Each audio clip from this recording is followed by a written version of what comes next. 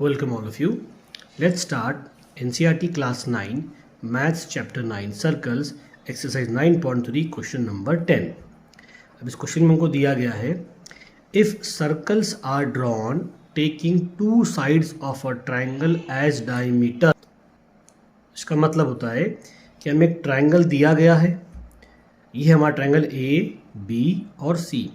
इस ट्रायंगल की दो साइड को डायमीटर अज्यूम करके या यूँ कहें कि इसका हाफ करके इसी पर एक सर्कल बनाइए. तो जो सर्कल बनेगा उसमें ट्रायंगल की जो दोनों साइड होगी वो डायमीटर होगी. यानी एक ए बी है तो उसके लिए ये सर्कल बनाया गया और ए सी के लिए इसको सेंटर मान के हमने ये एक सर्कल बना दिया गया. ठीक है, तो जब बनाया गया तो ये दोनों सर्कल दो पॉइंट पर इंटरसेक्ट होंगे. एक तो हमारा पॉइंट ए है, ये वाला पॉइंट है.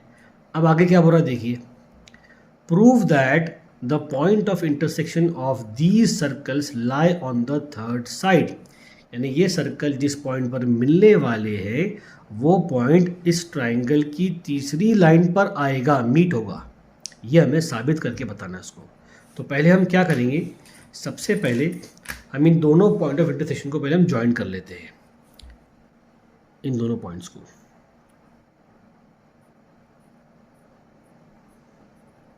ये मैंने ज्वाइन कर लिया और यहाँ नाम दे देंगे पॉइंट डी. ठीक है, अब ज़रा देखिएगा, तो ए डी जो है वो पॉइंट ऑफ इंटरसेक्शन है, तो ए डी को आपको एक कॉमन कॉर्ड मानना पड़ेगा. देखिए ए डी जो है वो इस सर्कल के लिए भी कॉर्ड है और इस तरफ लेफ्ट वाले सर्कल के लिए भी एक कॉर्ड है. तो अब डायरेक्ट आएंगे हम सीधा प्रूफ के ऊपर और लिखेंगे A D is a common chord. ठीक है, ए डी तो कॉमन कॉर्ड आपकी हो गई. अब देखिए इस सर्कल में ए बी क्या है, एक डायमीटर है. अब डायमीटर जो होता है वो सर्कल की सबसे बड़ी कॉर्ड होता है और वो सर्कल को दो हिस्सों में बांट देता है. यानी अगर मैं देखूँ इस तरफ वाला हिस्सा, ये वाला हिस्सा, ये भी सेमी सर्कल है और ये भी एक सेमी सर्कल है. और हमने एक थ्योरम पढ़ा है, angle in the semi circle is a right angle. तो देखिए इस पॉइंट से ए से ये डी पर लाइन आ रही है और बी से भी डी पर आ रही है, तो ये एक राइट एंगल यहाँ पर बन रहा है. और ऐसा ही एक ट्रायंगल इस तरफ भी बनेगा. ए सी ये भी एक डायमीटर है ना, तो ये वाला पार्ट सेमी सर्कल होगा. तो ए से डी तक आ रहा है एक पॉइंट और सी से डी तक, तो ये भी बनेगा एक राइट एंगल. दोनों के दोनों राइट एंगल बनेंगे. क्यों? Angle in the semi circle is a right angle. ये हम पढ़ चुके हैं पहले. अब हम लिख लेंगे इसी चीज़ को, मैं इसको नीचे लेता हूँ. एंगल ए डी बी ये वाला is equals to 90 degree. Equation number 1 दे दो.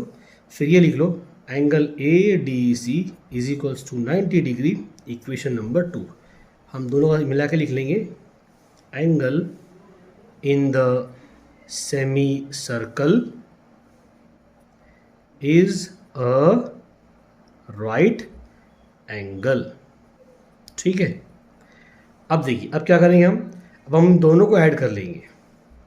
Add equation 1 and 2. तो angle A D B plus angle A D C is equals to 90 plus 90. तो ये कितना हो जाएगा, angle A D B plus angle A D C is equals to 180 degree. अब ज़रा देखिएगा, जब दो एंगल को हम ज्वाइंट करते हैं, दो एंगल जब ऐड होकर 180 बनते तो वो तो बन जाता लीनियर पेयर, है कि नहीं. But it is a linear pair, ये तो पता है ना हमें. एक लाइन पर अगर दो एंगल बन रही है, दो एंगल को ऐड करके 180 बन रहा है, वो लीनियर पेयर होगा. लीनियर पेयर किसे कहते हैं, वो एक ही लाइन पर आता है. Therefore B D C is a straight line. अगर ये स्ट्रेट लाइन है तो हमको दिख रहा है कि डी जो पॉइंट है, पॉइंट ऑफ इंटरसेक्शन, वो बी सी के ऊपर आ रहा है. लिख दो फिर इसको. हाँ, एक बात और लिखेंगे, and B C passes through point D. Okay, therefore we can say that point of intersection D lie on the third line BC। ये कर दिया हमने इसको प्रूफ। आई होप आपको ये समझ में आया होगा।